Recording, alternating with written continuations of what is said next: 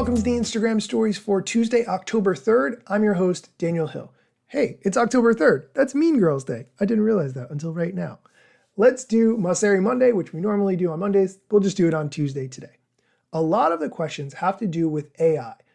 Meta, including Instagram, announced a slew of AI-related things last week, which I covered on the show, including stickers, a chatbot, and a bunch of other things. Let's get into the questions, and as we go through them, I will give some context so you understand what we're talking about. First, let's address the question, what is Instagram doing around AI? Here's Adam Mosseri's answer.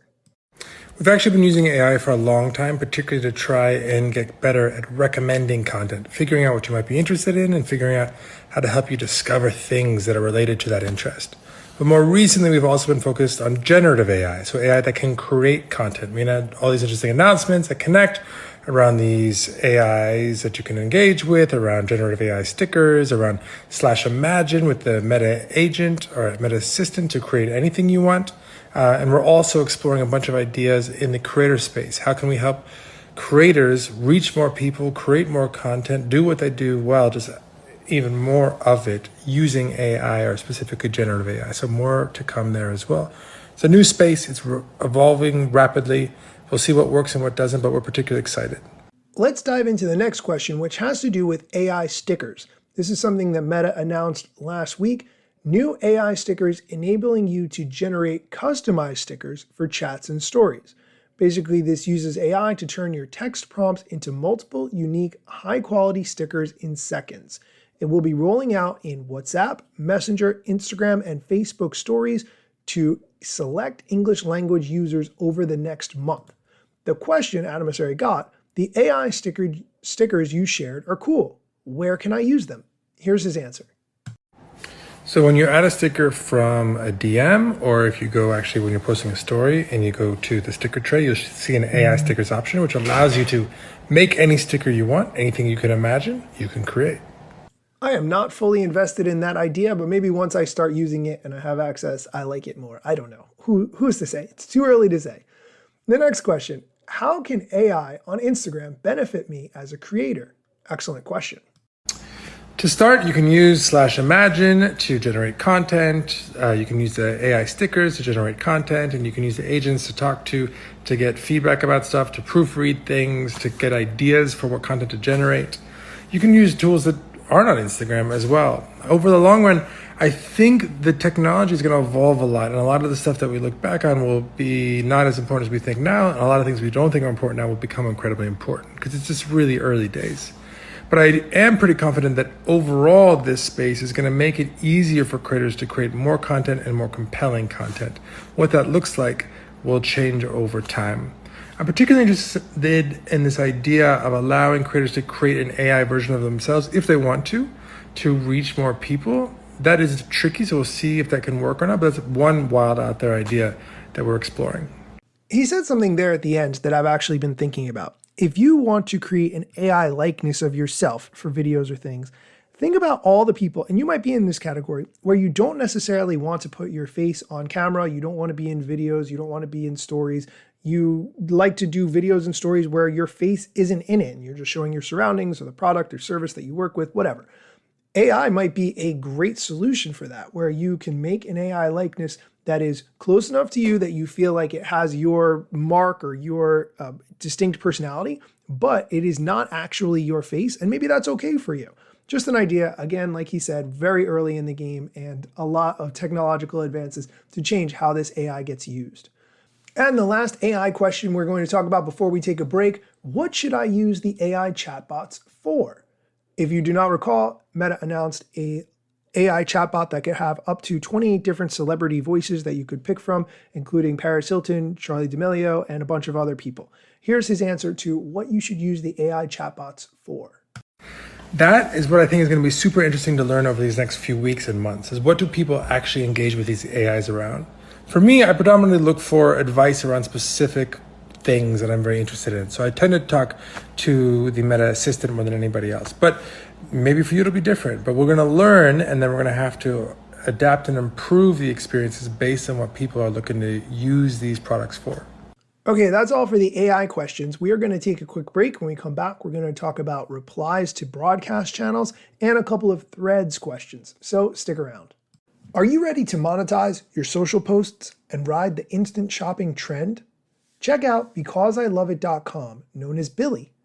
I've connected with them recently, and I'm loving their vision to empower influencers. Whether you're on Instagram, TikTok, or any other platform, Billy is where you can create your own online store to feature products you love. The best part is that brands reward you with a commission on every sale. Easy as that.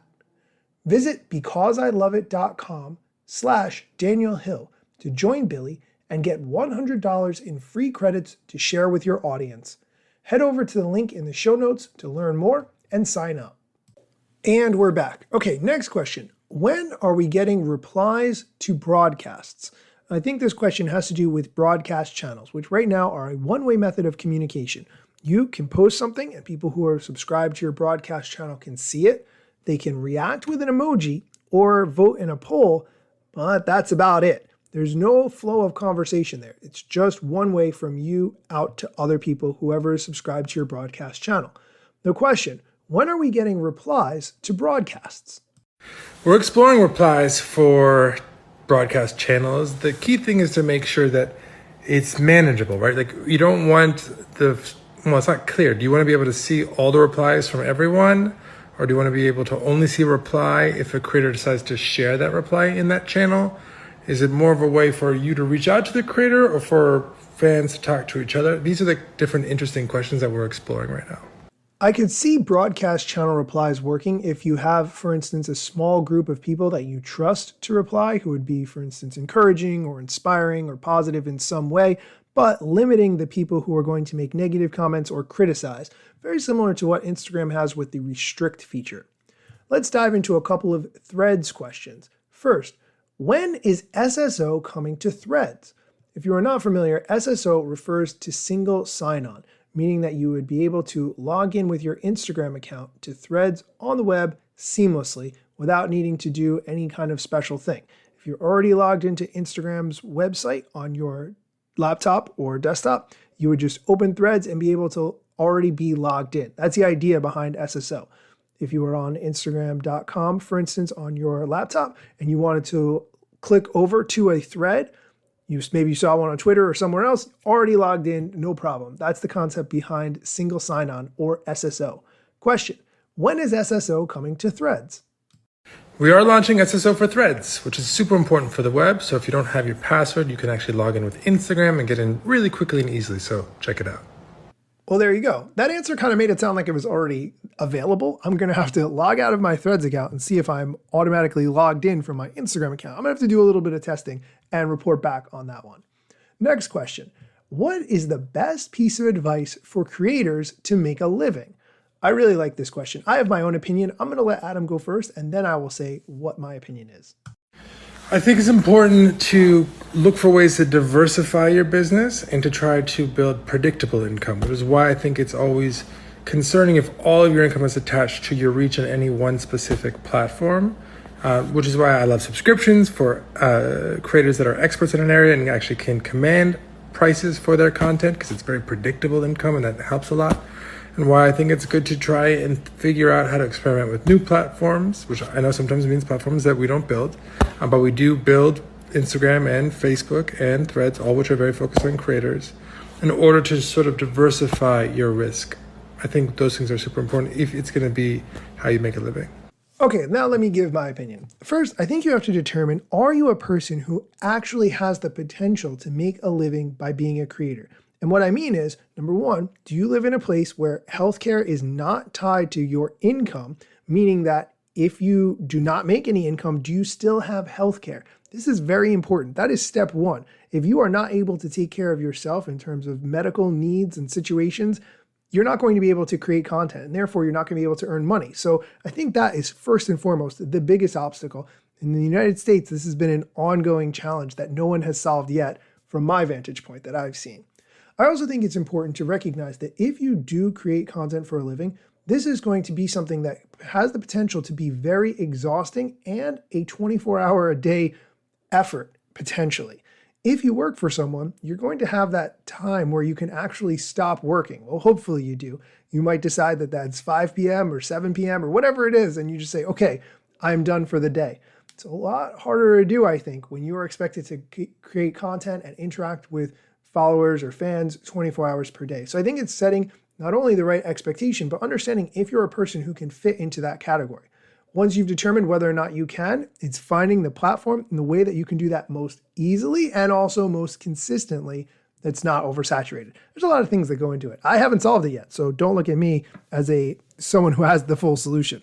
That is going to do it for today's show. This has been a very long episode, so I apologize, but hopefully you found some value in this. And if you like it, please leave a review on Apple Music. Instagram news got you covered. Sometimes even TikTok. Relevant platforms in the metaverse ahead of the wave without a break or a pit stop. Still waiting for Zuckerberg to give me the big job. Pause. Use trademarks and logos with Insta's permission, of course. If you like the show and you gain some good info, maybe leave a review. It's a type of applause. Just drop me a message if you want to collab. If you got some good content or you want to run ads, at Daniel Hill Media is where I am. TikTok, Facebook and Instagram.